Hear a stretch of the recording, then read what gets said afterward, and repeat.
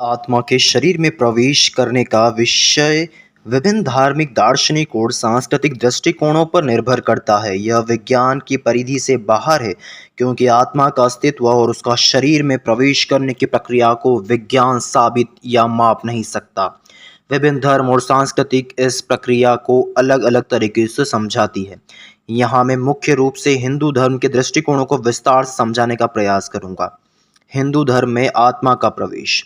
आत्मा की अवधारणा। हिंदू धर्म के अनुसार आत्मा अमर है और जन्म और मृत्यु के चक्र में बंधी होती है, जिसे पुनर्जन्म संसार कहते हैं। भगवद गीता में श्री कृष्ण कहते भी हैं, आत्मा का न जन्म होता है न मृत्यु, यह अजर, अमर, शाश्वत और पुरातन है और सृष्टि के नष्ट होने तक भी नष्ट नहीं होती।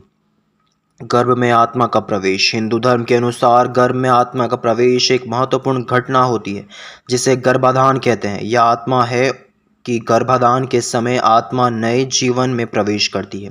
वैदिक साहित्य और उपनिषदों में इसके विभिन्न पहलुओं का उल्लेख मिलता है। गरुड़ पुराण। गरुड़ पुराण में यह वर्णन मिलता है कि आत्मा गर्भ में कब प्रवेश करती है। इसमें कहा गया है कि आत्मा गर्भ धारण के 4 से 5 महीने बाद गर्भ में प्रवेश करती है। इससे पहले भ्रूण में जीवन तो होता है, लेकिन चेतना या आत्मा का प्रवेश नहीं होता।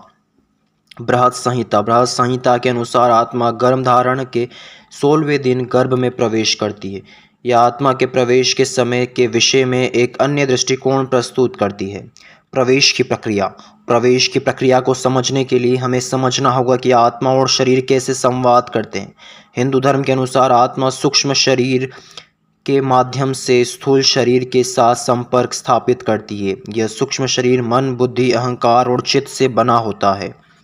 सूक्ष्म शरीर और स्थूल शरीर। स्थूल शरीर यह आत्मा का वह हिस्सा है जो अगले जन्म के शरीर के साथ जाता है। इसमें मन, बुद्धि, अहंकार और चित्त शामिल होते हैं। स्थूल शरीर यह भौतिक शरीर है जो 5 महाभूतों पृथ्वी, जल, अग्नि, वायु, आकाश से बना होता है। स्थूल शरीर को आत्मा संचालित करती है। गर्भाधान के समय आत्मा का प्रवेश। जब गर्भाधान होता है तो आत्मा अपने कर्मों और पूर्व जन्मों के संस्कारों के अनुसार गर्भ का चयन करती है। यह प्रक्रिया ईश्वर की इच्छा और कर्म फल के सिद्धांतों पर आधारित होती है। आत्मा गर्भ में प्रवेश करते समय सूक्ष्म शरीर के माध्यमों से नए स्थूल शरीर में जुड़ती है। कर्म और पुनर्जन्म। कर्म का सिद्धांत हिंदू धर्म का मूल सिद्धांत है, जो पुनर्जन्म और आत्मा के गर्भ में प्रवेश की प्रभावित करता है। आत्मा अपने पिछले जन्मों के कर्मों के फलस्वरूप नए जीवन का चयन करती है। यह कर्म फल और पुनर्जन्म का चक्र तब तक चलता रहता है जब तक आत्मा मोक्ष प्राप्त नहीं कर लेती। कर्म के 3 प्रकार होते हैं। संचित कर्म यह उन सभी कर्मों का संग्रह है जो आत्मा ने अपने पिछले जन्मों में किए हैं। प्रारब्ध कर्म यह वर्तमान जीवन के लिए चयनित संचित कर्मों का वह हिस्सा है जिसका फल आत्मा इस जन्म में भोगेगी।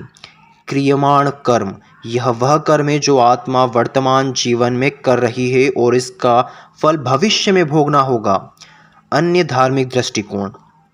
हिंदू धर्म के अलावा अन्य धर्मों में भी आत्मा के शरीर में प्रवेश के विषय में विभिन्न मान्यता है।